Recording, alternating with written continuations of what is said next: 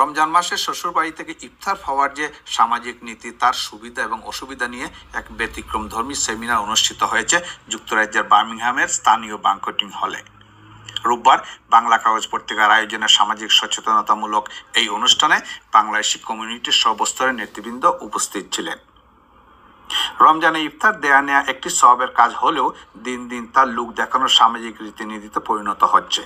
বিত্তবানদের জন্য খুশির বিষয় হলেও সমস্যার সম্মুখীন হচ্ছেন নিম্ন মধ্যবিত্ত পরিবারের লোকজন। সংসার ভাঙার মতো অপ্রীতিকর ঘটনাও ঘটছে প্রতিনিয়ত। The event organized by Bangla Kagoj today around Iftar is very important, and it's important that we discuss these topics. The seminar was informative. We need to educate more of our people around the Islamic version and cultural side. We have a view, yes, we should continue with Iftari, but not abuse people or, take advantage of people who can't afford to provide it. কমিউনিটির বিশিষ্ট জনেরা মনে করেন সওয়াবের আশায় ইফতার দেয়া নেয়াতে কোনো বাধা নেই, কিন্তু যদি সামাজিক রীতিনীতির কারণে মেয়েদের হেয় হতে হয় তার স্বামীর সংসারে, তবে তা অবশ্যই বর্জন করা উচিত। তো আজকে আমাদের যে বিষয়টা ছিল যে ইফতার, শ্বশুরবাড়ি থেকে ইফতার এক্সপেক্ট করা, এর পক্ষে বিপক্ষে বিভিন্ন কথাবার্তা আজকে এসছে, এবং আমরা মনে করি যে আমরা যারা এখানে উপস্থিত হয়েছি সকলে কোনো না কোনোভাবে উপকৃত হয়েছেন, এবং আমি বিশ্বাস করি আপনাদের মাধ্যমে, আপনাদের মিডিয়ার মাধ্যমে এটার প্রচার হবে, এবং এই প্রচারের মাধ্যমে সমাজের আরও উপকার আসবে কোনো না কোনোভাবে।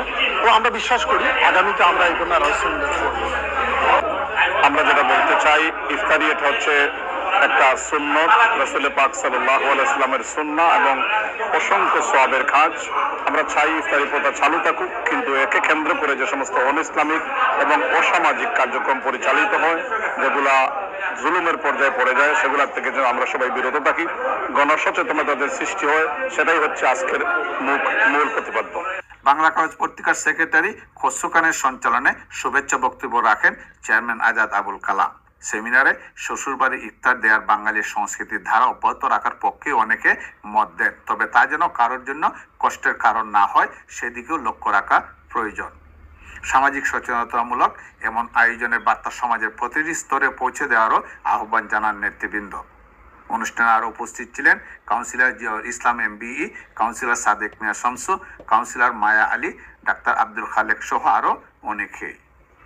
যুক্তরাজ্যের বার্মিংহাম থেকে আব্দুল আহাদ সুমন, চ্যানেল আই।